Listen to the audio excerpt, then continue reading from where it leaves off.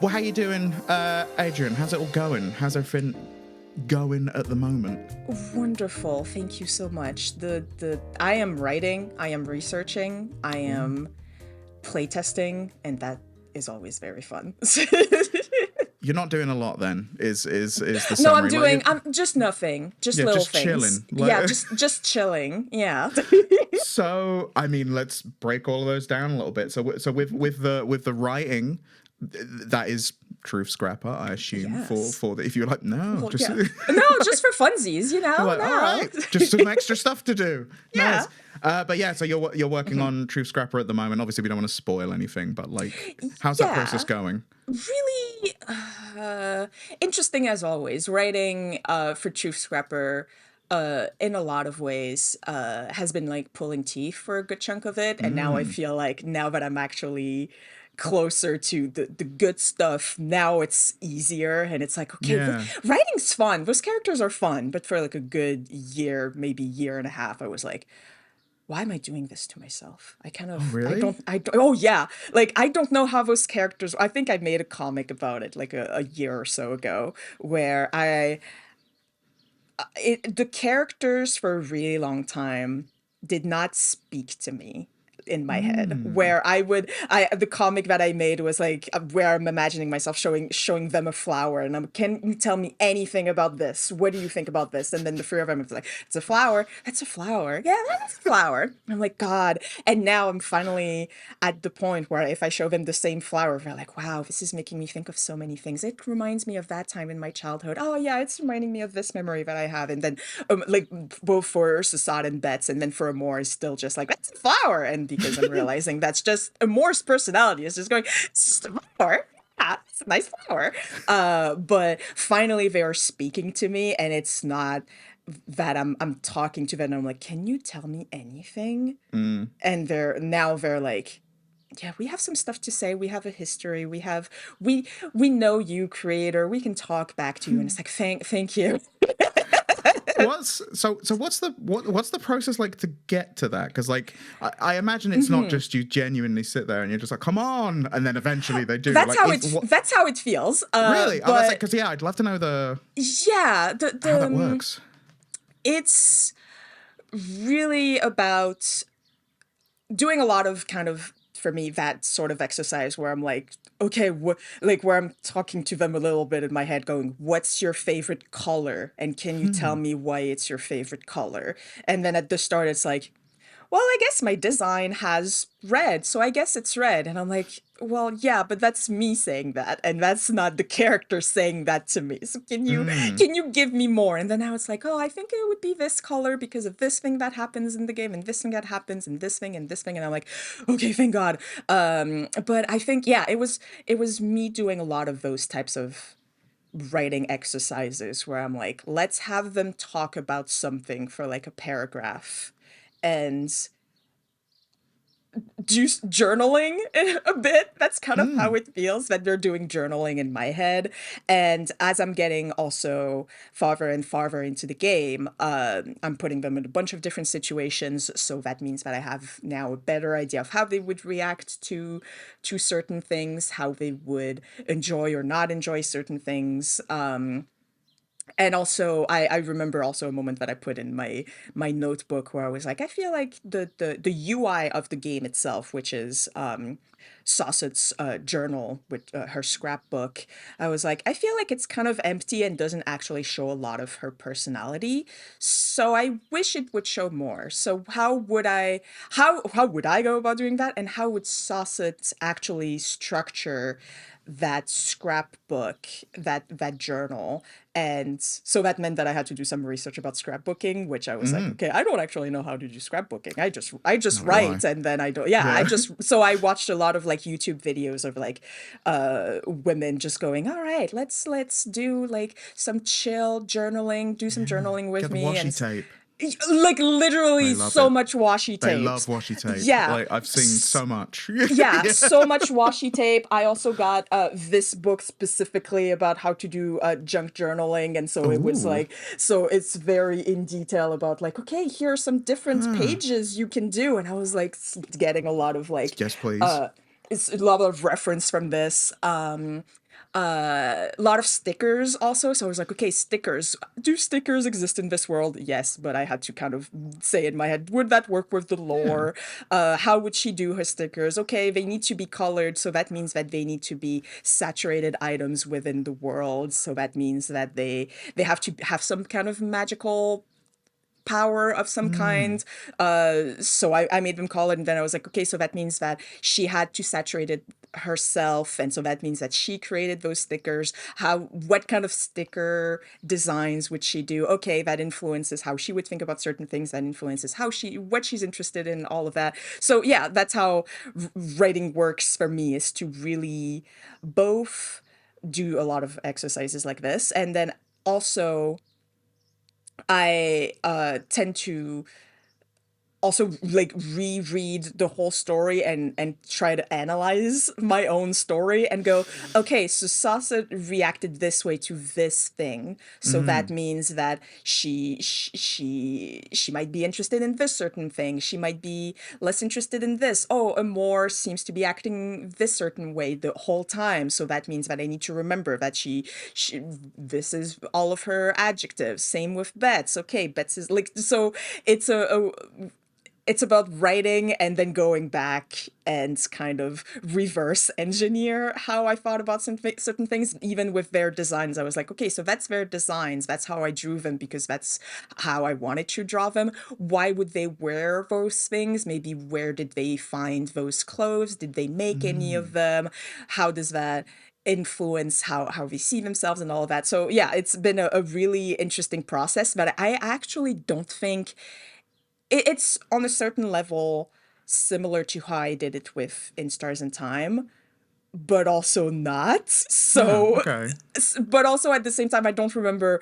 It's a bit of a blur how I Okay. wrote In Stars and I was going to Time. ask, and then it's like, who It's knows? it It just is a bit happened of, at me. I did have a devlog the whole time, so I like, because at some point making True Scrapper, I was like, why is this so hard when Mm. In Stars in Time was so easy?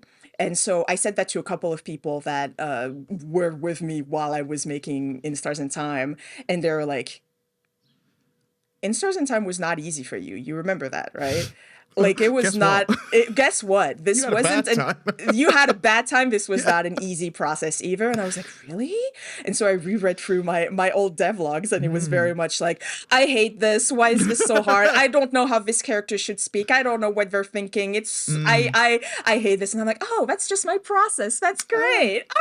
Okay, so we're gonna get through this eventually. I just need to hang on and Yeah. and Do stay the with work. this. Yeah, yeah, yeah. So Yeah. that's so. But now I'm finally at the point where I'm like, yeah, this is easy. And also I'm getting again to the really fun parts of the story. So I finished Bets's path and now I'm getting into Amor's path. And so Mm. the reason I did Bet's path first is because I was like, I know Amor's path is going to be fun to write. I don't know how fun Bet's path is going to be to write. Mm. It was really fun to write. And so now I'm like, yeah, this is it. This is the stuff. This is what I was waiting for this whole time. We're getting to Amor stuff. Let's go. Let's go. So yeah, Mm. now I'm having fun. Nice. Yeah, Hmm. that's a really interesting process because it's kind of, it feels like you're getting to know someone while creating them at the same Yes. time, Hmm. which is interesting, like in a kind of cognitive process. Like it's like, how do you, because like you say, there's this like, well, what color would you like? And they're like, well, you tell us, and you're like, you tell me, like, You tell me. You like, have to tell me. I don't yeah. know. And it, so that process of like figuring that stuff out, does that leads to those kind of understandings and revelations, or does it, is it, because like I've seen, and I'm aware of like people when they talk about making music, there's sort of different, very different approaches in how people Hmm. do it. And like if Paul McCartney will talk about it, just sometimes it just pops into his head. Like sometimes it, like it's rarely happens, but like sometimes there's just, oh, I woke up and there's a whole song in my head, whereas other times it's just sitting there and like just playing and being Yeah. like, Yeah. how do I, what's that, where does that go, oh, that's interesting.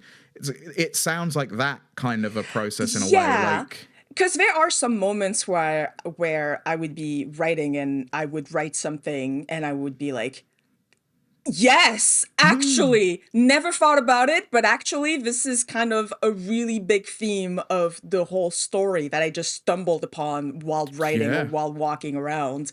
Uh, and actually, something that I did not do for In Stars in Time, but I did do a lot. I am doing a lot for Truth Scrapper, is that I am going back a lot and rewriting chunks of the story, to kind of tighten everything up. In Stars in Time, I did not do that, and I think a big part of it is because RPG Maker is not that easy to Oh. navigate in terms of Yeah, you're like like, it's in changing there now. those things. Yeah, a little bit. I Yeah. did do some rewrites, but then it was mostly like, okay, I have to go into that scene, do Yeah. this, scroll a bunch, blah blah blah. Because there's It, no search function in RPG oh, Maker, so it was very right. much like, I think around here is where I'm thinking something is happening that I think doesn't really work so well, so I need to search and go in there. Well, for Ren'Py, since it's like actual code and not just inside the software, I can just go, Yeah. when did I write this one thing? And then it just gives me, It there you just go, finds this it. is where it Yeah, is. yeah. And also, Truth Scrapper is a lot easier to replay because it doesn't have any Yes. gameplay. Again, yeah, you keep claiming Yeah, this. This is not what it yeah. is. Just so you know, this is not the marketing messaging we'll be putting out there. It does have It gameplay. does have gameplay, but there's a difference I know what you between, mean. It's a yeah, different between kind of gameplay. RPG gameplay That's all and systems and yeah, it's visual novel complicated. gameplay. Because for the visual novel, if I want to go to a certain scene, even if I don't like, I have a save of it already, and Yeah. if I'm happen to not have a save of it, I just start the game, I press fast forward, and then I wait 10 minutes. And then it Hey, will be there. and then But it's there. for In Stars in Time, there is a way to kind of be dropped into whatever code you've chosen, but that means that it won't like it won't give you the starting points. It means that you won't have your levels. It means that it just drops you in that specific scene, but it doesn't necessarily have the game, like the gameplay parts and the stats that come with it. So that means you're just kind of stuck in that scene and you can't actually continue playing the game from that point on. Yeah. Either I would have a save file from that point, which that would be pretty lucky, and most of the time actually I would have a save point from around that point, and then it's like, all right, I need to play 10 minutes to actually get Yeah. to that Get to the bit. certain, to get to the bit, and then test it and then see how that works. But sometimes I would not have a save file from it, and so I'd be like, I don't think I want to replay the game to get to that point that's like, 7 hours in. So it's just gonna Yes. stay as it is. Yeah. I mean, this also, I imagine you may have. Well, no, because people didn't know, so you wouldn't.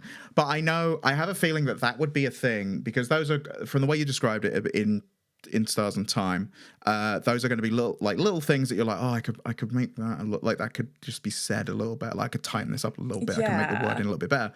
But like, I guarantee you that because like this is going to be one of those things, and I mentioned Paul McCartney, but like I know when they go in and like remaster albums in general, but like they've done it with the Beatles and stuff, where they go in and they're like, oh, there's that little mistake in it, where like it just goes ding for no reason, and like, oh, we could just, hey, it's 2026. We could just get rid of that now. Yeah. Like we could just get rid of it. But then me or like a listener listens to it and goes, what did you Where's do? the ding? Where's the little ding bit? Like Yeah. that's a bit. That's like a texture and flavor and a part of the, that's a good bit like that. And so I bet like even if if you did that now, like if you went and like George Lucas in Stars and Times, I bet Yeah. there'd be people that'd be like, oh, I love the way that was written actually. And now you changed it and it's There's a different and bit it's, of that for sure. I'm into the opposite thing right now where people are like, I think it was yesterday that someone on Instagram was like, hey, I found a typo in Stars in oh, Time. typos. Yeah, that's, Yeah. yeah. And I was like, I'm not touching it. It's just going to stay here forever. And a part of it is laziness because I don't want to do that. That's a lot of Ish, work. but But also, I'm like, a bit of me is like, so imagine that this is a game on the Game Boy. That's just how it is now. oh, I don't Do even you get me. I'm not gonna update it Yeah, because it's the cartridge. It's it's on the the game. cartridge. Don't even get It's me started it's on that whole yeah. debate. But And actually, I would even go so far as to say that typo is a core part of the story because it shows that I'm genuine and it shows that it's not this made is by AI. Actually, exactly. it has mistakes. It makes it So human. You can see the yeah, seams. That's exactly and the thing with the dink in like a Beatles song. You're like, that makes it, it's texture. It's like a little thing that you go yeah, like, oh, this is people playing instruments. Like it's yeah. not So perfection. I'm not gonna fix that little mistake. I'm not gonna fix that thing that makes it that the achievement doesn't appear as it should. I think this is a core part of the game. Okay, I'm Yeah. not gonna fix it. That's just how it is. Hey, like Uh, that is and I'm fair and sorry. valid. The part of it to me that I do strongly agree with is because we get it a lot at Strange Scaffold, and like you get it everywhere. It's everyone in every game, but like the feeling that like once you're not giving free updates, it's like this game's dead. Why aren't you doing it? And then just because like I'm older and like I know as you like with the most games, you're sort of like I can't imagine a scenario where I had like a disc copy of Shenmue, and I was like, why isn't like Yu Suzuki like posting me a new disc this week? Where's my Yeah, new that's it. Shenmue? It's none of those issues that are still in the game are big enough for you to be sent a whole new cartridge. No, like, or So I'm that not I gonna should fix get them. more of it, like, or that Yeah. I am entitled now to, even though I've got it and he's done it and I've paid for it, that I'm like, well, where's more? Where's the rest? It's like, no, Like, you're not. Sorry.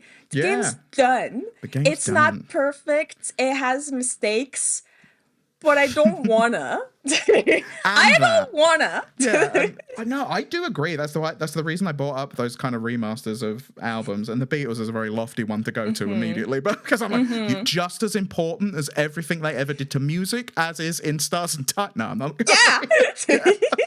But I do agree that like removing those little seams and edges sometimes makes it less of a thing, and it makes it feel less of a human made thing. It suddenly is too perfect It's almost, and gonna you're like, it feels sometimes something changes and it feels unsettling, and yeah, I don't want it to feel unsettling. I want it no, to feel like home. yes, that's it, Mistakes and all. yeah, well, yeah, completely agree on that front. However, but it's for good that True Scrapper, yeah, for True Scrapper, you can just find the thing and go for like, True oh, Scrapper, I'll I'm just like, change okay, that. fine, I'll make the change. Yeah, sorry. Yeah. I did finally. I think we mentioned it at the last one. That some of the feedback that I had gotten from my Canadian friends is, that's how you write it for Americans and not for We need some Canadians. U's in Yes. there. Yeah, And like, so, come on. so I made the changes. I added a U to favorite. I added a U Oh, to you honor. did it all in the end. Oh, okay. Yeah, I did it all for right now, and so my friends did come over to play yesterday for the playtest, and at some point, one character says favorite, and both of them were like, "Yes, it feels so much like didn't say anything. Yes, it feels so much Yeah. better now. You added the U. It feels correct. It feels like home. It feels perfect." And I was like, "Wow, that is a really big reaction to just the U." So I'm glad I glad I changed Hey, that you for did right it. now. Yeah. One thing to point like to point out and wonder is like, because that was a thing we discussed, and I don't know if it was on the show or after the show, that I was like, I could do that for you, like it would like I don't worry did it about it. too. Yeah, it was pretty easy. Actually, Well, that's yeah. it, but I'm Yeah. like, it is like, because you do everything, do you then have that like thing of delegation where you're like, oh well, I could just do it quick, but then Yeah. like, yeah, It does take me some time to go, okay. I have to let it simmer. I have to run my wheels like this, and then I can go and add the U to favorites. yeah. Oh, I guess all I'm saying is that you have resources available to you that other people could Yeah. put the use in for you when you're doing the other bits like writing and stuff like that. So yeah, don't, because it's definitely it's a not a trap, but it's like a mindset that I, from working with other people, that I've seen, that it's like, no, I have to do everything, and sometimes Yeah. it's good to have someone to come in to be like, well, you don't have to do that bit. Like I could do that bit, and then imagine what you if didn't I do did? it. But imagine if it was done and you didn't do it. Like that's good, isn't it? Yeah. But yeah, that side. But it's so hard because it's my game. Well, that's it. That's it. My baby. No, it is, and it's a difficult process. Like It's hard.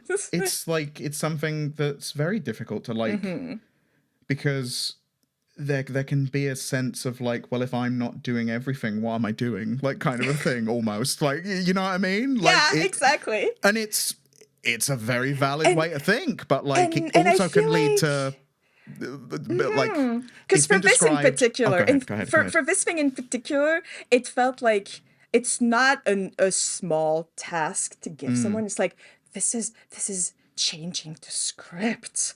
This is such an I know it's just to add to use, but No. it's such a big part, and I don't know. I don't know if I trust anyone to. So Hey, no, dude, yes. that is very valid. Like that is very valid, and like it is true. Like it's very like it's not nothing to I have don't know if like. I trust anyone to babysit my kid just yet. Well, yeah, like you could send it to me, and I'm like, you know what, I'm gonna change some other stuff while I'm in here. You Oh never my know. god.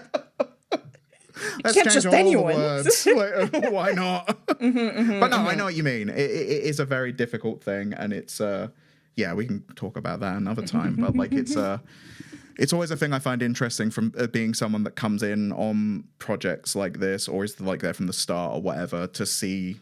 Like I know we talked about it on a Strange Scaffold thing where it was described as putting yourself in the pain box by a couple of the developers that they were just like, no, I get in the pain box and that's what I do and that's fine. And it was like it sometimes can take someone else coming in and going, you know, you don't have to be. We could open this lid, like We like, can remove some of the There spikes. are other It's like, people, and imagine you're still in a box, but the box is nice, like and the but pain that's bits. it's not the same. Someone else, and it's not pain bits for them. Like it's fine. So Yeah. it's a slippery, not slippery slope. It's a thing that I always It's the observe. box. It's the box. It's the pain box. Yeah, and you don't want to be. We don't want you in the pain box because you need to be not in pain in order to make a video game.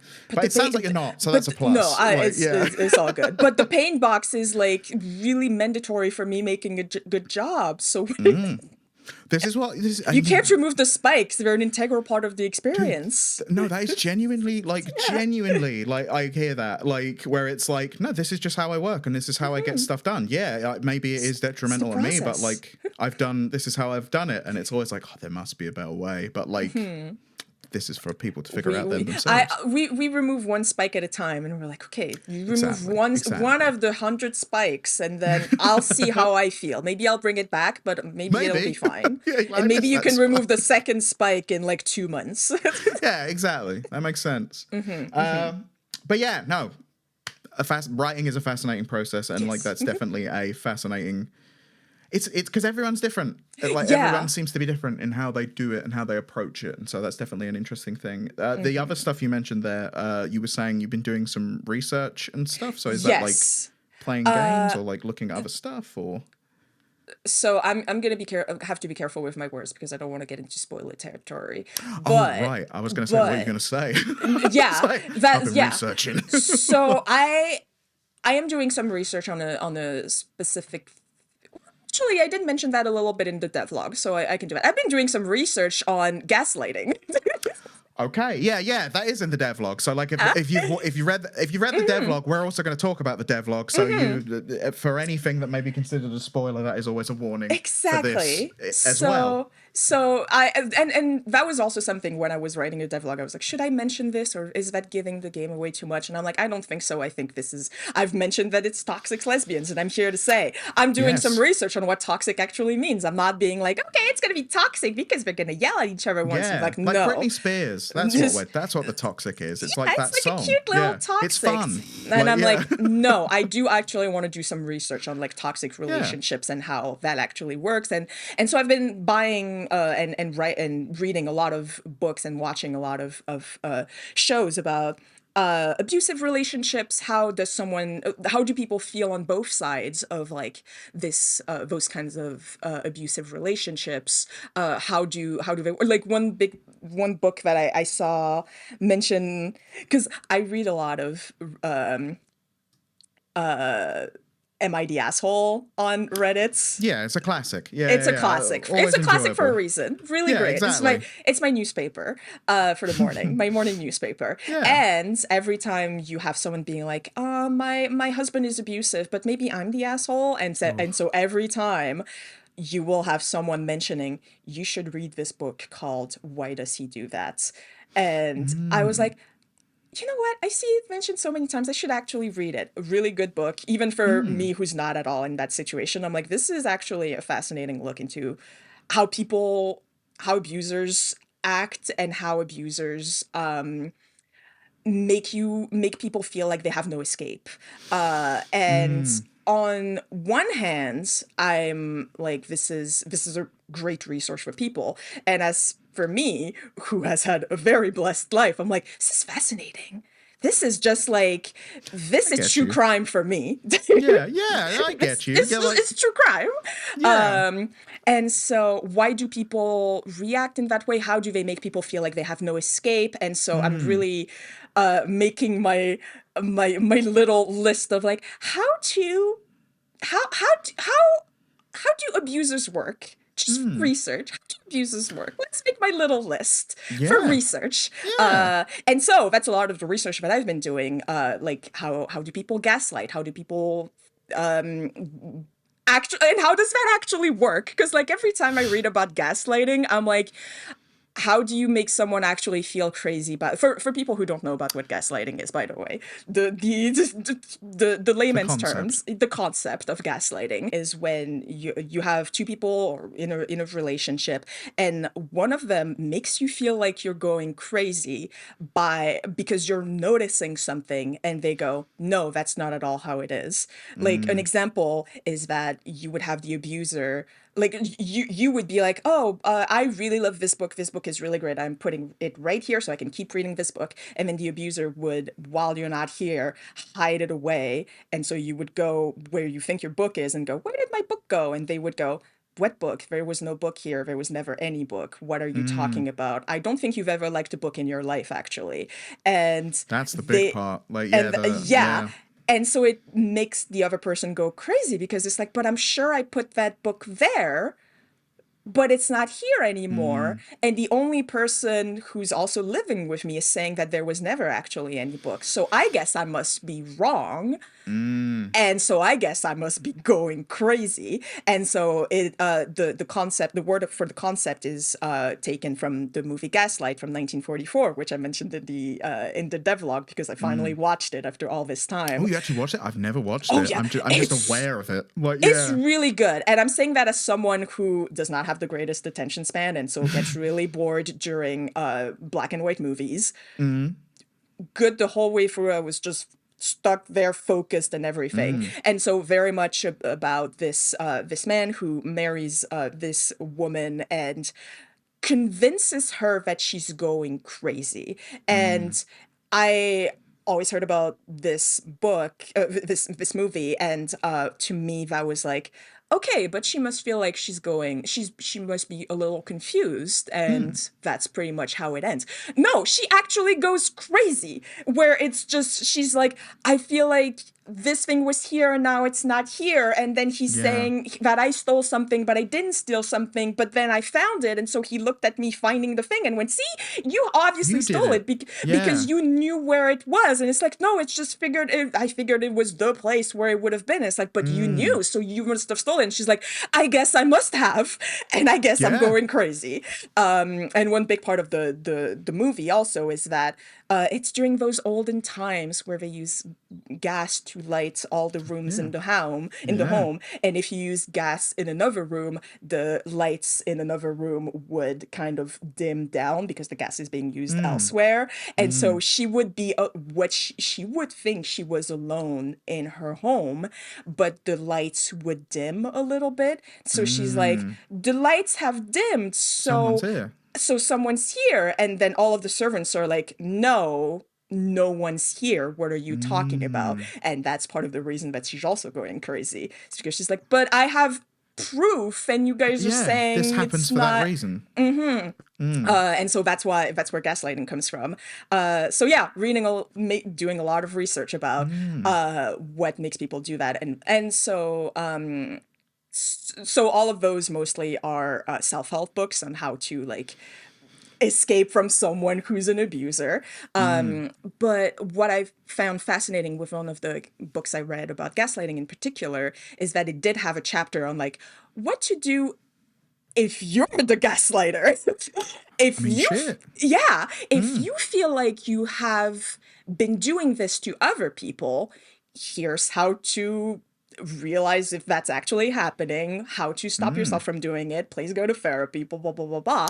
And Yeah. so that was really like I was really, I think I was surprised. I was a bit taken aback that it would also go, hey, what to do if you want to be Also, better, if if you you find want. yourself Yeah. controlling people in a and you actually don't like that You necessarily don't, about yeah. yourself, Yeah. yeah, I mean, that's a thing. That's And a whole thing. I thought that was a very, well, the book is a self-help book, so it was very kind on all sides. But like I that's also something that I'm doing some research about abusers, but also what if you find that you have abusive tendencies and you want to stop yourself from doing any of these, which Yeah, is like a really empathetic look at like sometimes you might have thoughts that are not so great, sometimes you might have actions that are not so great, absolutely. and not putting all of the weights on the person who's the abuser, but also like what makes you become Yeah. an abuser and how to be better.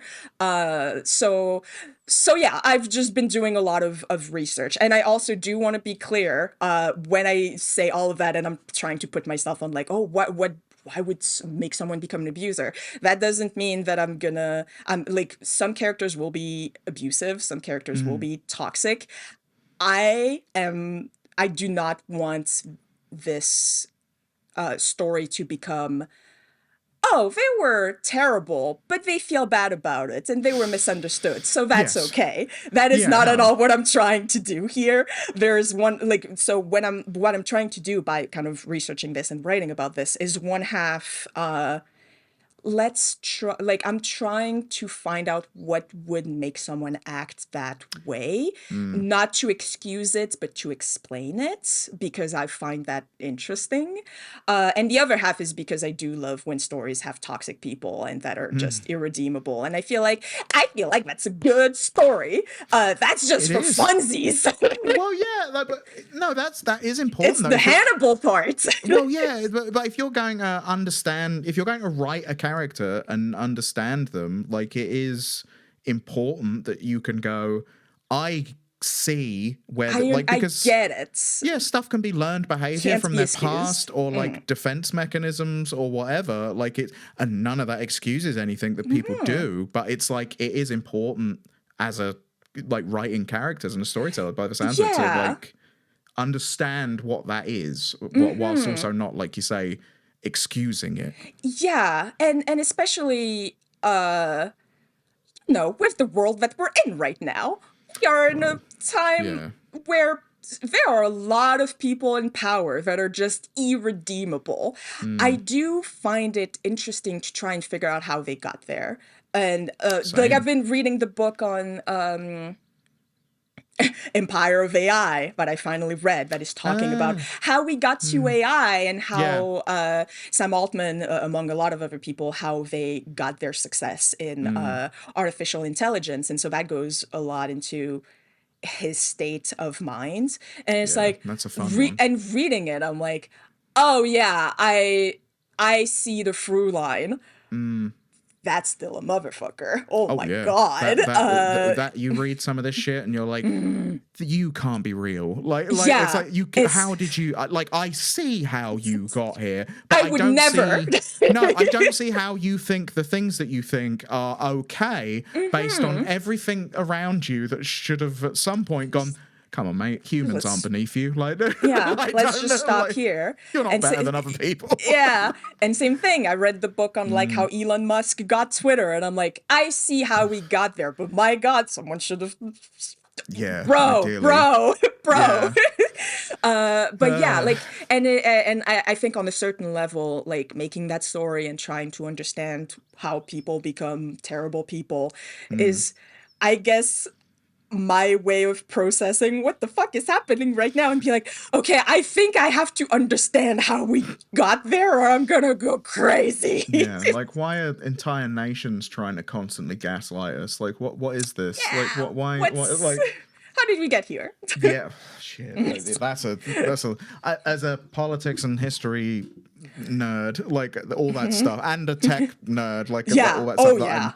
It's that's all the very free much, things. yeah. Like I'm all very much. That's all very much in my wheelhouse of stuff that I'm like, oh yeah, I've been following a lot of that. But yeah, no, it's that is the stuff I like. That's the stuff that I think, and this is just my opinion. This isn't a statement of fact, but like that's the stuff that I think makes better stories and or makes stories that connect with me more at the very least and are more meaningful when it's like even like you go back all the way like to Star Trek: The Next Generation and the way they dealt with stuff. Like there's a very famous episode now with gender identity and stuff being like a thing that's discussed more and more. There's an episode of Star Trek: The Next Generation where Commander Riker falls in love with a person who from a planet where they don't have gender like at all, like and it is considered a mental illness and wrong if you have a gender, and this person is like, I think I'm a woman, like, and I don't, but that's wrong. And Riker obviously falls in love with them, and like it's a whole thing. And apparently the original intent of the story was to be more of a like LGBT analogy, and they wanted the character to actually be a man, but like the studio was like, no, they must be played by a woman, even if we're saying they don't have a gender. Like they have to be that. They can't be the normal. Yes, exactly. But the story still resonates really big with people. But like there's a bit where, because it does not have a happy ending is one thing, like, and I would have watched this when I was like 11 or something. Ooh. But like it's there's just a bit where the person's taken to like a court to like decide what to do with them because they've been like, you've done this thing with like someone from another world and like that you can't do this and this is wrong. But they're like Commander Riker's saying to them like, but why can't they just be what they want to be? Like, why they could come with me? They don't have to stay here. Like, you don't have to have them around anymore. They could come with me. And like the judge person saying like, no, you don't understand. Like, this is an illness that they have, and we have to treat it. Yeah, and what I have to do is make them better, and people thank me after I've made them better. Like, we're doing a good thing, is what we're doing here. And the end of the show, sadly, spoilers for an old Star Trek episode, is that they get taken away and you never see them again. And it's like, oh, like, okay, but that sort of stuff, like just little bits like that, where you see that judge, who is like obviously the baddie in the story, has still good intentions. You thinks they have, yeah. You see that in their story, they're like, my whole society tells me that what I'm doing is correct, and I think I know that when that person gets that treatment and they come back out, they're going to feel better and they're going to be happy and they're going to thank me. And it's like, whoa. So yeah, I always find those sorts of stories where you have that level of like, oh, I went to the effort of understanding why someone, because it was like a conversion therapy thing, I think was what the writer was doing. It was like trying to understand why the person who's doing it, who's undoubtedly doing something terrible, in their head, they're the good guy. Yeah, they're like, well, I'm helping. Like, and it's like, but it's still fascinating. Exactly. That makes for a fascinating story. Exactly. Yeah. So yeah, there you go. I will at some point always get to talk about Star Trek and just shoehorn it into somehow. Like, Star Trek.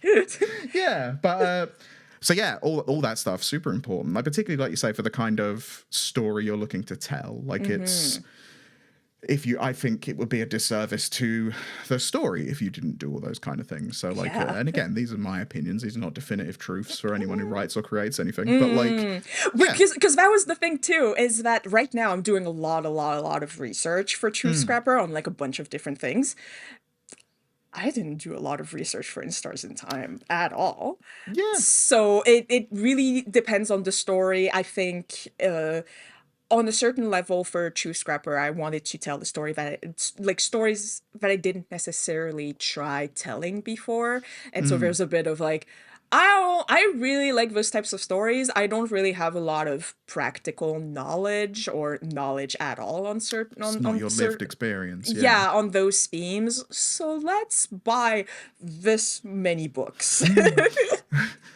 Let's find out, which not everyone does, which is a big thing. And yeah, like you say, I imagine a lot of Stars in Time seems to very much be your lived experience It's and like a closer part to of my you. yeah, exactly. It's Yeah. closer to my lived experience, so that's why I was like, I'll just. And then also there was a part of me where I was like, and I think on in general, I don't think you need to do research on any story that you want to tell, is You what don't I have think. to.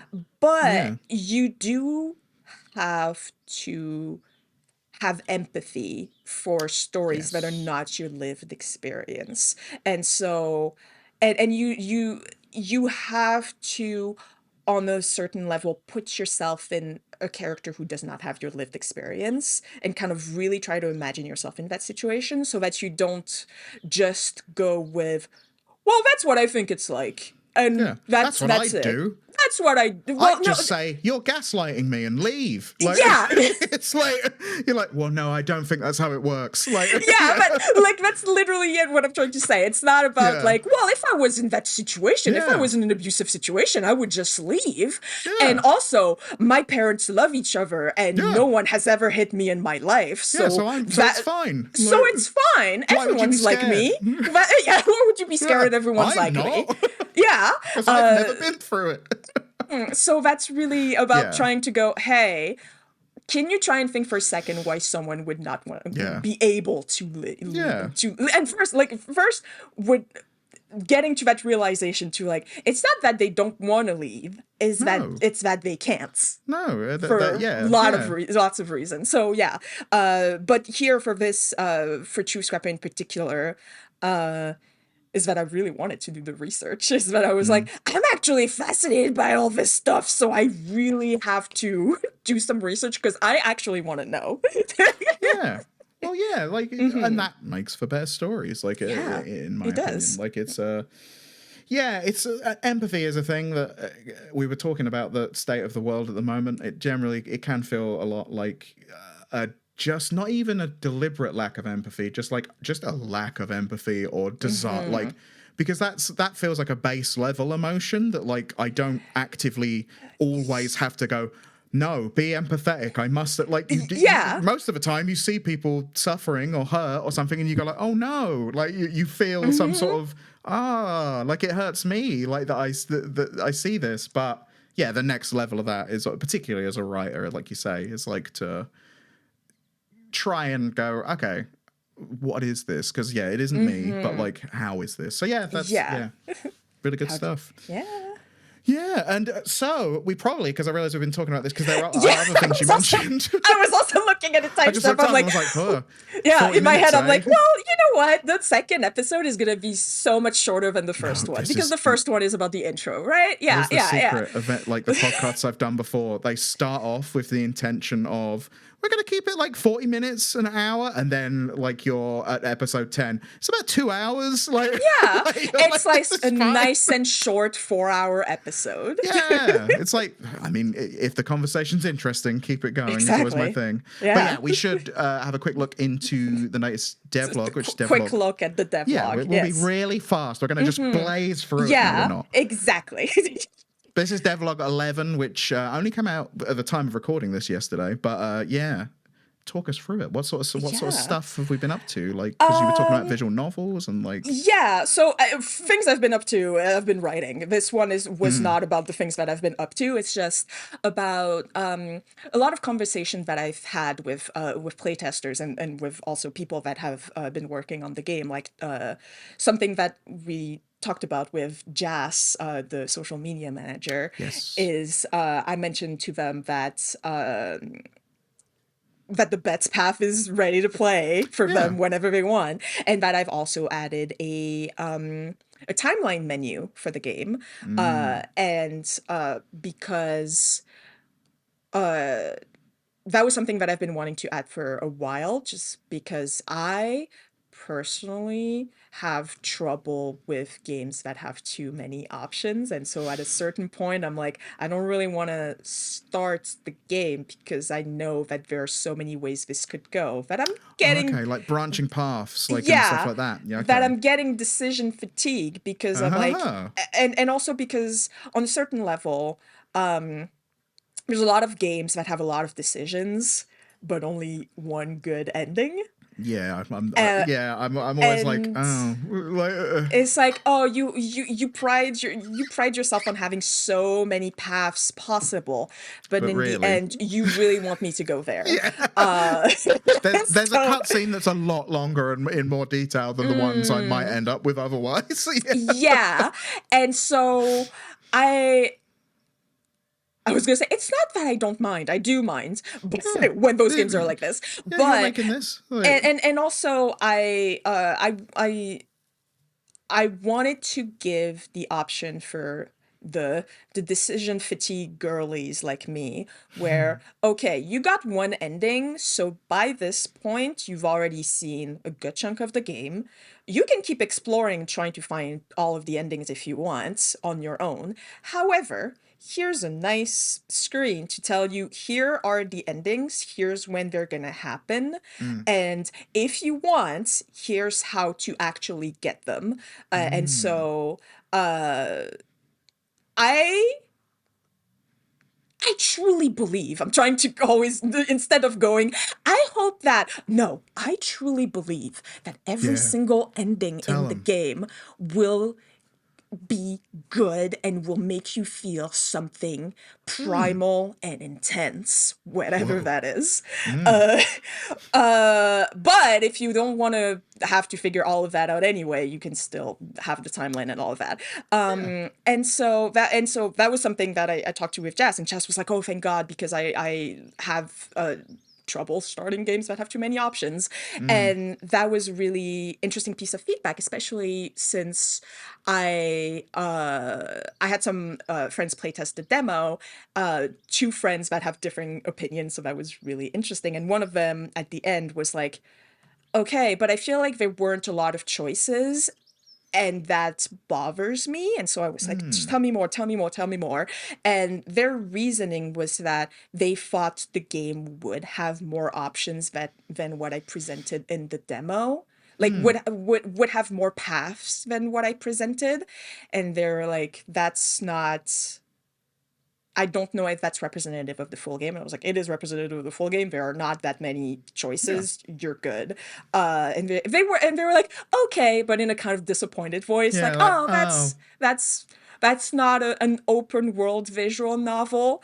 They didn't say that, but Oh, right. I was going to say, damn. no, That's a I'm just harsh friend. I They're just no my jumping right in. no, not at all. No, it's just, I'm just riffing. That friend was like, okay, yeah. Yeah. but what I got from that is that, of course, there are a lot of people that really like when games give you as much freedom as they Mm, can, and so seems like that's what he was kind of expecting.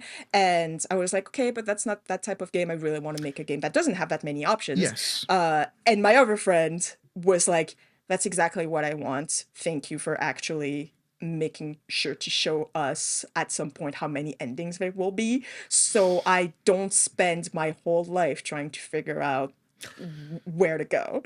What could I Um, have would I have done something different at this point and that would have led to a whole different ending and I don't yeah, even know and it's like it's actually no that path yeah, there is no path like exactly. like And so so I wanted to make like a devlog about all of that, and so to go into a little bit more detail of what the choices are in Truth Scrapper, and even more detail than the devlog, because someone asked a question after, and I was like, I might as well talk it do it yeah podcast. Yes. yeah Usually in visual novels, the choices happen in this way, that someone is like, hey, do you want to go on a date in the aquarium, at the zoo, or at the cafe? And yeah you're like, those are free. And you can kind of tell those are free different paths. That's it. These are three And different it's, dates. yeah, those are very different dates. And if this is a dating sim, chances are there is a right answer that That's the it. love I interest assume. Yeah, I'm like they wants. want one of them, like, and they're not as bothered about the other two. Like, Yeah, yeah, and like, but mostly the game stops you in your tracks. That sounds negative. I don't mean that in a negative no, but way. I know It's you just mean. It's how it like works. this is a fork in the road. Yeah, if this is a fork in the road, and you have to decide which one to choose, and then depending on which one you choose, the story will continue. One of the so I like to give myself constraints when I make any sort of project, and to because I find that it kind of concentrate the sauce. It makes it better. And so one of the constraints that I gave myself is that I did not want any of those types of choices that are forks in the road. And instead, since the main character Sausage doesn't remember anything and has to write down things that happened to her in her scrapbook, the choices are going to be which three memories do you decide to remember every day? And so throughout the story, there will be like some scenes that will happen. And let's say there's a scene with Amor where Amor is you decide to steal some fries from Amor and Amor steals all of the fries back or something like that. This is not something that happens in the game. This is a hypothetical that Yeah, Amor yeah, would definitely do. well, yeah, So yeah. Amor steals all your fries, and at this point you get some new memories that you can kind of equip or remember, and it's gonna be Amor stole all of my fries. That was kind Yeah. of cute. We had a nice moment. Or maybe even another memory that's like, I can't believe Amor stole all my Yeah, fries. those are my fries. Those are my fries. Like, get your own. If you wanted fries, you could have Get got your them. own. Or Yeah. maybe you'll even get another memory, which is, I really enjoyed those fries. Try to pay more attention to how things taste. And so those are three different memories that you can decide to equip. One of them is going to be an Amor memory where you have somewhat positive feelings about Amor. One is going to be memories where it's like you're going to think about Amor, but those are more negative memories. And one is going to be let's pay more attention to things we can taste. Yeah. And so like those are three memories you can decide on, and they will impact the story and what Saucet pays attention to. So if you have more and more memories, Susat will pay more attention to Amor and how Amor acts. If you have more Bets memories, we'll pay more attention to how Bets looks and how Bets acts. If you have neither Amor or Bets memories, like let's pay attention to how things taste. Every time Saucet will eat something, there will be a longer variation of the More scene info. where she's like, this is good. This is salty. This is umami. Ooh, I really like the salt and vinegar on it, and like and so a bit less romance, but a more lore heavy, Yeah. and so that's how the choices are in the game. It's not about will you go right or left. This will be more what should Saucet pay more attention to and remember, which also means what do you want her to forget about? Yes, So that's the. there, and so that's a bit of where the gameplay comes into play, so to speak. Yeah. Is what do you think Sausage should consider important, and what do you think she should forget about?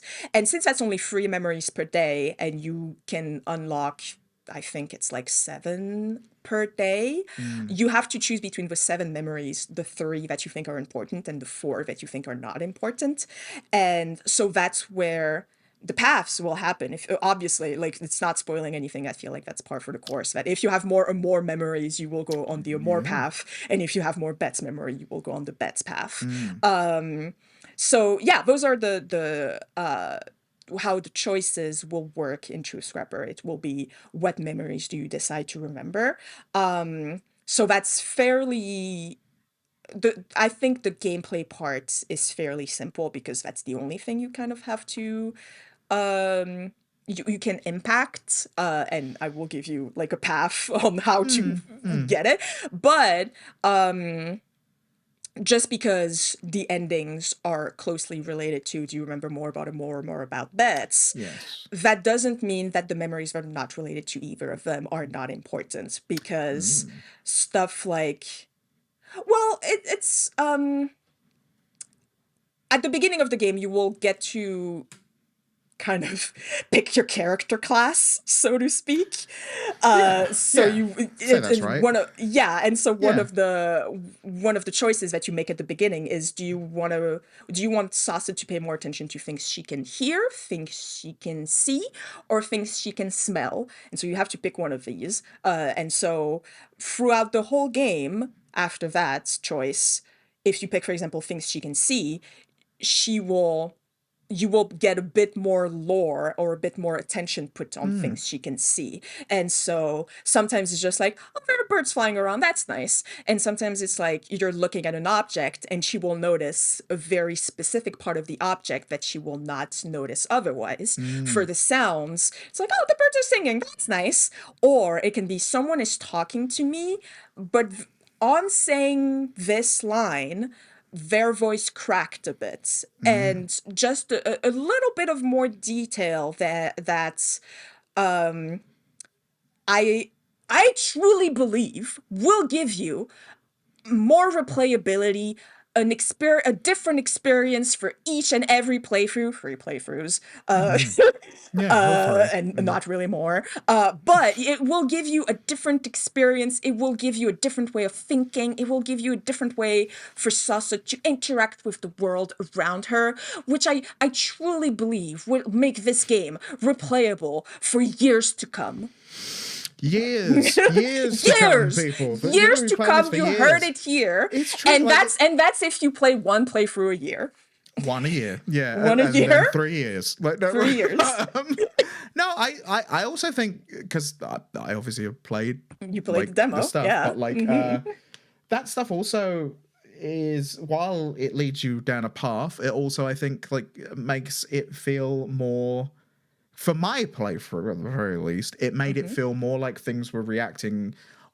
I wasn't thinking this until I was thinking about it, but it was like I picked things that I would pick personally to pay attention to, and that then led to situations being read in a way that I feel I would read them, or like in a way that things that I would notice more, like And well, that you can I won't spoil anything, empathize, but yeah. and that you can empathize with it more. Because even just the phrase where it's like, oh, this character's voice cracked. If you're paying more attention to hear, like if you in your personal life you pay a lot of attention to how people speak and how you hear things, just saying someone's voice cracked is saying a lot. It is. Yeah, Absolutely. and so that's kind of what I wanted to do, and also challenge myself with doing, is how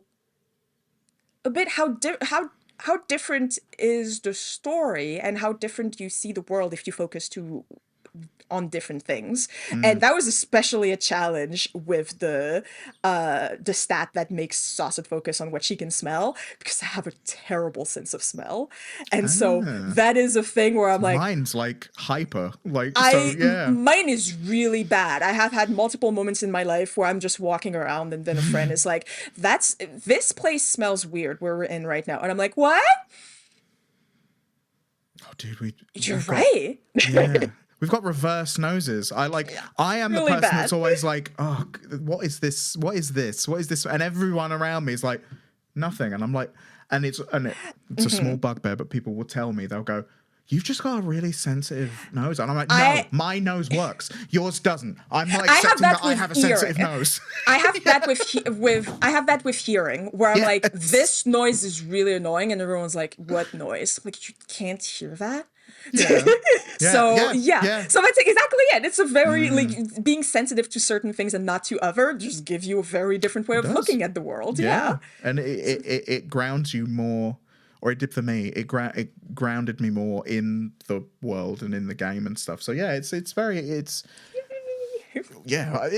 well done stuff, and it's worth doing. And I think those are the sorts of, or at least for me, it's why when you say there's no gameplay, I'm always like, well, Like I'm always There like, is, these but choices really made a big difference to me feeling like I was within this, and like so yes, let's say that it's gameplay if you like indie games.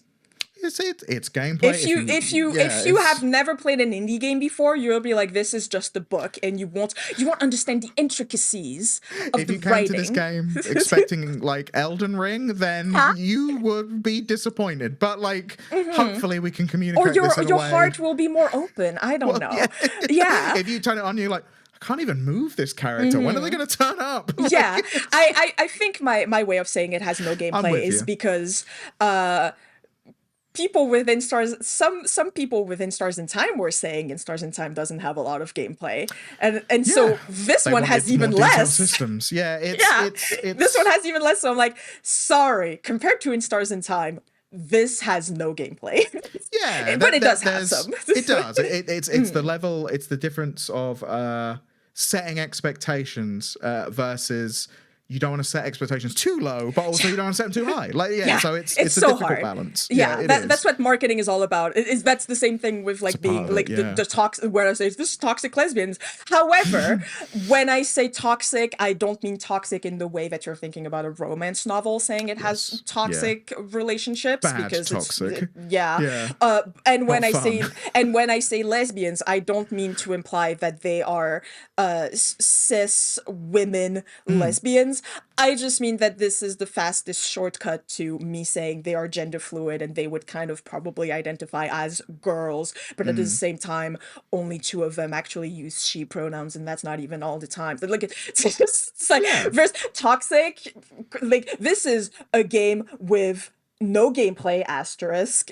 With Yeah. toxic asterisk, lesbians asterisk. There's a lot of stuff to work out as we go through, but yeah, these are like for the people here, you get it. Like Yeah, you get exactly. the whole You thing. know, this is what marketing is all about. I'm trying my best over here. We're trying our best to explain the game that is not that easily, Well, like, no, in one sentence. It's a whole thing. It's a whole But thing. It's a whole job. it is. It's a whole set of skills. Yes. But But yeah, yeah, memories as choices, the timeline. They call me decision fatigue girl. I also, one thing that I haven't seen people mention yet, but that was really big thing for me for the devlog, is that I did show a screenshot of what the memories would look like in well, game. yeah. I do want to, if you will allow me, to do a little bit of like behind the scenes on this specific image. We can put it on the screen. It'd be weird if I didn't. I think you can share your screen if you Can I? want to do that, and if you Can- want to point at screen? things, because I can. Can just I put- choose which window? Yes! I would hope so. Wonderful. Yeah. Share. And even if you didn't, I can edit it out. But There we yeah. go. Oh, that's wonderful. The world is Yeah, there you wonderful. go. So yeah, for this specific image, so this is an actual screenshot for day. This is taking place on day 2 when I took the screenshot, but this is some of the memories that you can memories of day choose 1. for day 1, which also something that happens in game after you finish the day is that you can Saucet will add her little scrapbooking all around, where her little doodles and her a little like a train ticket that she had, and then a restaurant thing that I made all of these on my own. That was really fun. And then a little drawing, which specifically here is about her trying to figure out what saturated items Amor has, which is literally just a single badge that Amor has. But when it comes to the memories, so here we have Ahmed Amor, an easygoing hunk, and then you have a little icon which in dialogue will appear every time you get a specific moment that is related to the memories that you've picked. So if you pick more Amor than Bets, then you will have that little Amor icon popping up, like, wow, Amor's so hot. Amor icon. We have me, so yeah. there you go. We have Kudapui has refreshing views, I guess, which is about her really trying to figure out, okay, I need to pay attention to things I can see. I guess this city has refreshing views. This looks nice. Yeah, Whatever. yeah, yeah, I yeah. don't really care. I am just Yeah. doing it because it's my homework. And so with this little icon, which is an eye symbol, because she can see, that is partially filled in dot dot dots. Ooh. And then we have, if I have trouble saying Revalian words, I should think about enunciating them. And that is something that people will be very happy to hear. This is a special kind of memory, which will give you the enunciate perk, what I call the enunciate perk, because in Stars in Time and Truth Scrapper are both games that are very inspired by my experience as someone who grew up in France and who is French. And so I also have a lot of character names and a lot of words within the game that are French words.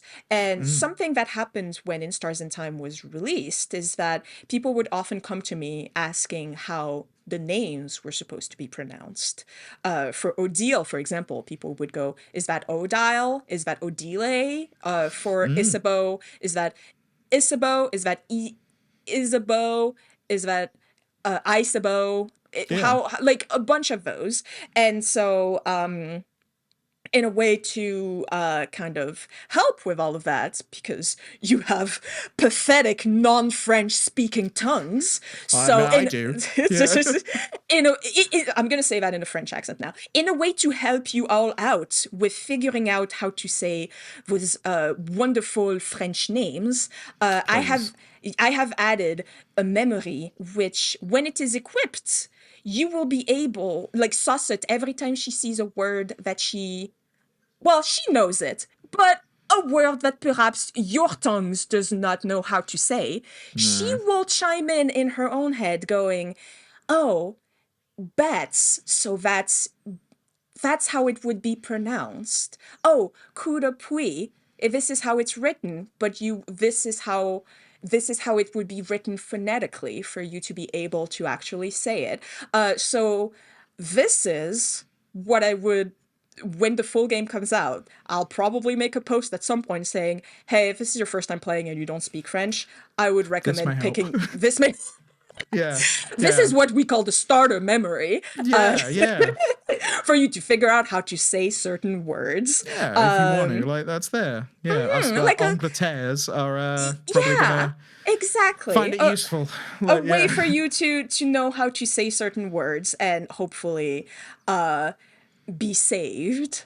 And no, it's useful. That's great. yeah. So, but yeah, I didn't see anyone mention the enunciating words thing, and so I'm here to tell you this is the most important memory ever. So I'm here to tell you, you should have noticed it. You should. You. Like, I am disappointed in all of you. Yeah, just saying. It's not like I'm picking screenshots at random. A lot of thoughts have gone into them to make sure that I am not saying too many spoilers, but I'm still saying stuff that maybe, if you're looking, if you actually tried. If you actually paid attention. Lazy gamers. Oh my god. Lazy fans. Terrible. Oh my god. Lazy developers. I'm like, what about lazy fans? Yeah. After all the effort I put into putting stuff that would make you think and start having theories, this is where it brings me to people going, nice devlog. I really liked it. Thank you so much for writing this devlog. I love reading about the process. Good. And thank you, by the way, for commenting. Right, I'm deleting the whole thing. Forget it. If you're not even going to understand that, why do I even bother? Which forces me now to talk about it in a podcast, giving you more the worst content. Form of communication. I'm giving you more content for free. When we should be charging at least £50, I feel, for this. £50, yeah. This is quality. Exactly. But yeah, I picked this one in particular to yeah, we're not. But I picked this one screenshot in particular to show the enunciating memory. So I'm glad I can actually explain a bit more, because it's one of my favorite memories, because it's very much like I'm paying attention to the fans. that don't know how I to so say said like, yeah, more. because I don't know how to No, spell, but makes sense. Yeah. I didn't Yeah. I know there were definitely like even Sosette, like I didn't Yes. reading that, I didn't know how to say it. Like when I first played it until Yes. I was lucky in that I get to talk to you, so I could just sit there and wait for you to say it and go like, right, that's how you say Yeah. it. Okay, Sasat. cool. Yeah. Sasat. See, I didn't even say it right there. It's Even when I okay. said it out loud just then, Because I still didn't get it right. that's also something that is what is also going to happen is that I will say in the game, this is how you're supposed to say that word. This is how Amor's name is pronounced. This is how Sasat's name is pronounced, and all of that. I probably will not pronounce it right Here we are. because like for Sifrin, people were like, how do you say Sifrin? And I'm like, so the right way to say it would be Sifrin.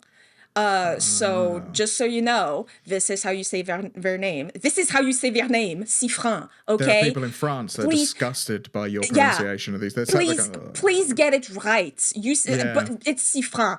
I will always say Sifrin. So it's gonna be fine. Like, even for the playtesters, they were like, "Oh my god, did I say Sauce's name right?" I'm like, "Don't worry about it." Yeah, I do the tactic of try not to sound stupid and then go on a podcast and just say it wrong anyway and still Yeah. sound stupid. That's what just you how need to we do it. Yeah, This is really like you don't. I personally don't care that much if you butcher my ancestral tongue. I don't actually care. But I know some people, like some fans, really care about saying it right. So I'm giving them the option to say it right, even though it's fine Dude, if you I mess mean, up. I promise you. thank everything for the fact that the internet and these sorts of things exist, because I can remember it's a good example. I didn't, when playing Final Fantasy IX, I apparently wasn't aware of how you spelled the word puny. So I never understood why Steiner kept referring to someone as punny.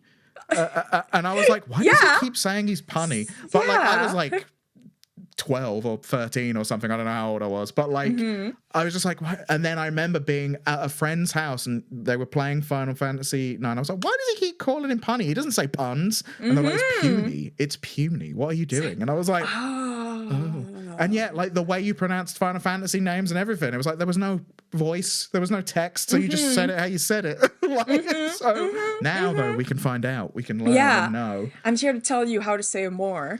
I mean, that one at least was like, I know that one, like a more as a word. But since I did it for like a couple, I was like, I need to do it for every single word. Yeah. But this also means that I got into a very funny problem when we were starting to do the French localization of the demo.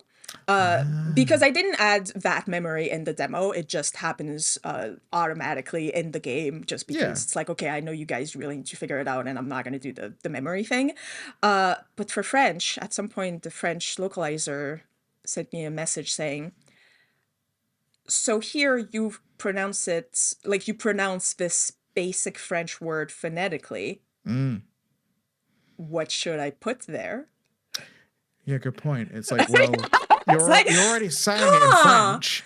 It's like, do I need to explain to them how to say it? Like, it would be like putting it in English and then breaking it down phonetically. But it's like you say, a basic word that like isn't a complicated it's like, term. Yeah, it's like, do you want me to put how they should pronounce? Love. Yeah, love. Yeah, like, and I'm like, LOVE. Like, you're like, yeah, I know. I don't actually remember how we fixed that. I think I probably just was like, just pronounce it, like just write phonetically, and it will be weird. And listen, this is not. I know this is a game with a lot of French stuff. This is not actually a game for French people. It's not. If you're French and you're playing this game, get at it. How No, dare but you. that was kind of the same with In Stars and Time on the same kind of level. This is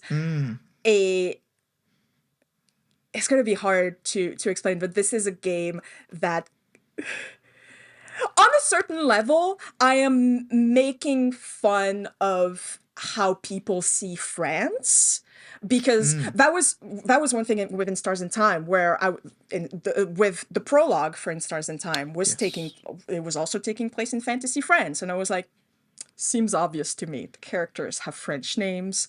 There's a fleur-de-lis in the background. Come on, guys. Just like there were a bunch of like small things where it's like, obviously this is fantasy clearly France. France. Yeah. Like, and then some people were like, is this taking place in the UK? And I'm like,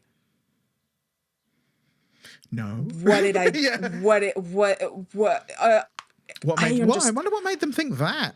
I don't remember the details, but that was a big post I did on Tumblr where someone was like, so can you explain more about like the French symbolism in the game? Why is that here? I'm like, and I drew a picture of myself just looking at the camera with the French flag behind me. But some aristocrats getting their heads cut off behind you and you just saluting. Like, exactly. Like, yeah.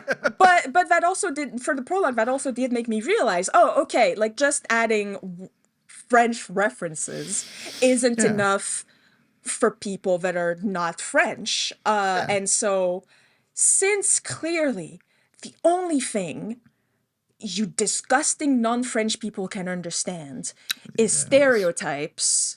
Yes. I will add croissants to the game. If you could, yeah. I will add baguettes. I will add croissants. Instead of saying it's a bakery, they're going to say it's a boulangerie.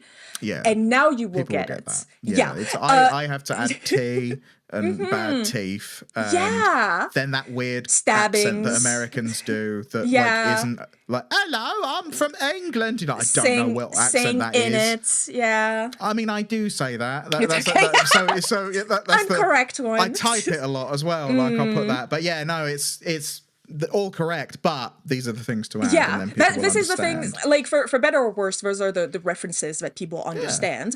And so for a global audience. Yeah, and so that means that not only like kind of from this point on, in like a more intense way, it became a game that wasn't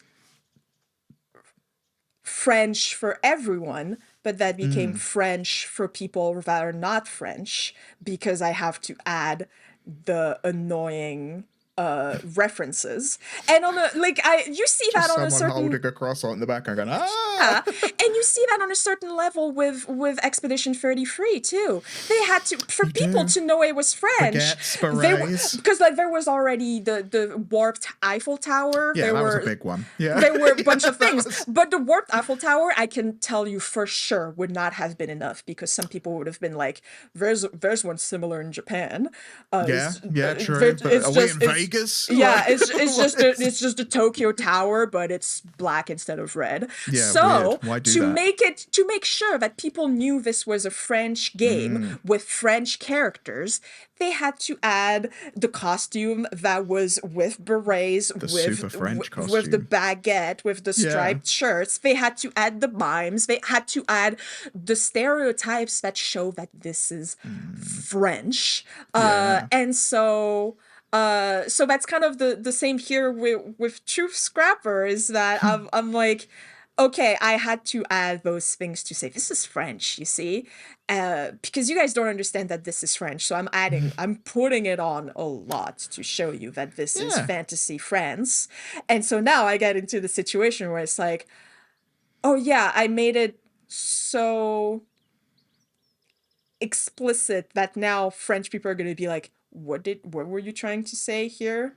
Why are you enunciating a word that you've already said? So it's a weird like situation to be in, where it's like I guess it is a little hostile, isn't the word, but it's like there's a bit of a barrier for the French community, where it's like you can't translate we have to explain how to speak French. Yes, it is a solvable problem that we've seen like in some games. When they do their localization, they will change, like they will say this character is German now. It will also be little things where they're like, if they're trying to portray a certain accent or person in the country that this thing was from, they'll be like, okay, well, when we're localizing it, what's that regional equivalent that we're trying to do here? So we try and do that. But what that takes people watching at home is a lot more money and a lot more time than this game Yeah, So yeah. like, it's not for lack of like the ability, because you will see people say stuff like, why don't you just put all the translations in? Why don't you just do that? Why don't you do it? And it's like, well, because to do it well and to do it right, it That's costs a a lot. lot of, you have to pay people Yeah. to do it. Like, And I yeah, also it's want to be clear. I did not do the French. Some people might be asking, Adrienne, you're French. Why didn't you do the French localization? Two reasons. lazy, number one. No, I'm not lazy. I'm busy. Thank you very much. Yes. I'm busy. Lazy gamers. That's what we've Yeah. settled on. It's not lazy developers. And second reason, I have now spent more than 12 years not living in France, but living in an English-speaking country. As a result of that, I don't speak French very well anymore.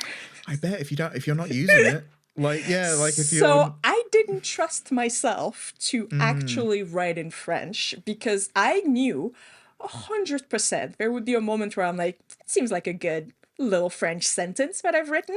And then someone would have read it and been like, so you just took an English sentence and replaced all of the words with French words. Oh, you did, so yeah, you did like the AI translation where that it's is like... an English grammar. Yeah, And so yeah. had to hire someone to do that. Yeah. Well, it makes sense, but it is to say that like it's all indie development is working at different budgets and different scales. Like in terms of the actual development team, you're mostly looking at them like it's Adrienne. Like, so it's like you know it's all working on scales. But yeah, that is interesting stuff. Like it's because like you say, I hadn't considered, even with Expedition 33, it was, to me, I just read that as like they're French and they're really proud of that, and therefore they want me to know like this is France and we are French and this is a French game. But like I see that, like, but you I wouldn't do that have... for a French audience. Well, that's the thing, yeah. Like, because you would just go, well, I am French. This is in France. You're speaking French. I assume that this is. You can recognize Paris. I see them. You I recognize see the architecture. Yeah. You recognize the architecture. They speak French. Blah blah blah. But if it like, because that's the same thing in French movies that are for French audiences. They might show you the Eiffel Tower once, but most people that live in France know what Paris looks like without seeing the Eiffel Tower. Yeah. You show us the Arc de Triomphe instead, we know that's Paris. Yeah. But you guys don't know what the Arc de Triomphe even is. I mean, I do, because I'm a history dork. And also you're right there. You're right across the river. I'm over there. I'm like, it's this thing. I've seen it in lots of pictures, both really sad and really good. Like, I've seen it in a number of things. Yeah, I've seen it in history. Yeah, since Expedition 33 wasn't for a French audience, or not solely for a French audience, we have to add the berets, we have to add the Eiffel Tower, we have to add the baguettes, and it's the same thing for In Stars and Time. I had to add the baguettes, I had to add the croissants, I had to add a lot of king mentions. Just so you know, people in America, you'll realize you don't have to do that with all your media, because your media is everywhere. I didn't want to say it, but yeah. It's kind of the subtext here where it's like, we didn't do that for people. But it's not a bad thing. No one's angry at you about it. Just saying that's the reason that these things exist, is because, and it's for everyone, but also it's like, you may not see, like, it's not like cutting to America and it's like the Statue of Liberty and the White House like are just there. Like, you're like, oh, I'm in America. It's like, no, it's just assumed. We're just assumed to be in America by default. If it's a big city and they speak English, it's probably America. Probably America. Yeah. It's probably if you American haven't seen movie. the Eiffel Tower or Big Ben show up, it's not one of the ones we're in. So it's like, so you know. Yeah. And same thing. That was also something that I did for Truth Scrapper. Also, I didn't ask for it for In Stars and Time, but I did for Truth Scrapper. For the music, I told the composer, lo-fi French, and by French, French it up a bit. I know it's not like it hurts me to even say this. You need to add some accordions in there. I was about to say, I was literally going to just start doing this.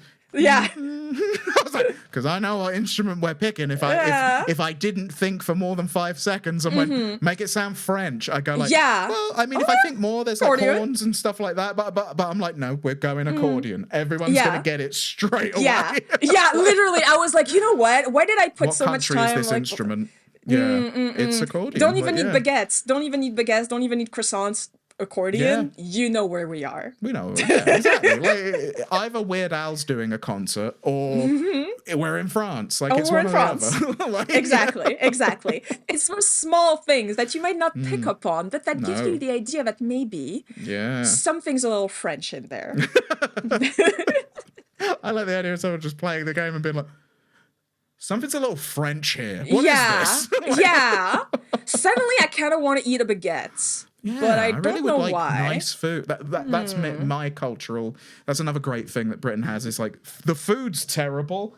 So like, yeah, I'd be playing it and be like, I want some nice food. Actually, I'd like someone to care. Like, I'd enjoy for that. once.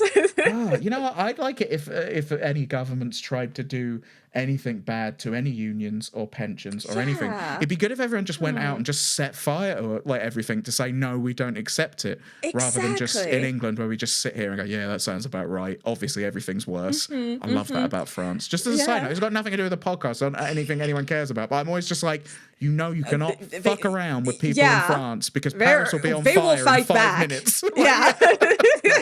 It's time to not go to work and make barbecues and scream a little. You're trying to make our mandatory breaks 10 minutes shorter than they were. Well, we're going to smash up this entire place. Exactly. I'm like, cut the have you forgotten about our off. rights for a second? Yeah, I love it. It was. I'm just going to start rambling now. I remember watching the Olympic opening ceremony. Like, I think it was at the opening one where you had Gajira playing, a French heavy metal band for people that may not be aware, whilst they were. It might have been Versailles. I'm trying to remember the palace they were outside of. They were playing on top of the palace, essentially, while each window had a sort of Louis XIV, I think, or whatever it was, like kind of ladies with those sorts of big monarch dresses thing. on. Yes, but they were holding their heads like there, like because they don't have their heads cut off, and it was this whole song about that, and I was like, well, we didn't have that. Why not? Come on. Wish we had that fashion too. That trend. Like, I know why we didn't historically. It was a slow erosion of power of the monarchs, but it's less fun than the bit where they cut all the monarchs' heads off and then wear a republic. It's like, more that's exciting. Way better. Anyway, this is not of interest to anyone. This is just me. It's just a history lesson. Yeah, learning about France. You're learning about Europe. Yeah. Oh, dude, yeah. So that opening ceremony was great. I loved that. Yeah. But yeah, anyway, that doesn't matter. But they had a whole fashion parade. Like they had a bit where it just cut to a bridge, and there was just a catwalk and like lots like drag queens and all sorts of other people just doing a whole fashion runway. And I was like, they just went for it. Yeah. So much good stuff. Yeah. Anyway. And Celine Dion was singing. I was just like, but anyway, she's Canadian. Yeah, exactly. But she can speak French. Like, French Canadian, it counts. But according to the thing. But yeah. Anyway, but that's it. That's it for the devlog. Right? Yeah, that wraps it up. I think if we're talking about this stuff, I think we know that we've covered everything. We're at this point. Well, thank you for joining me.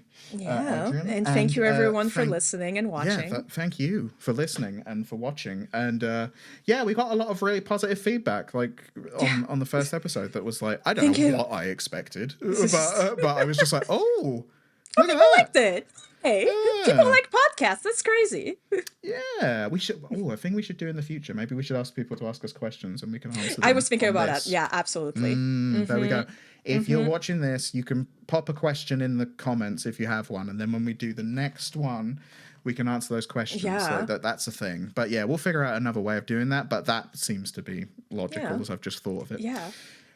Well, anyway, bye. Take care, everybody. Make sure you wishlist the game if you haven't already. Please. I imagine you have if you're here. But if you haven't, and tell a friend. That would be very useful. But yeah. Yay. Bye.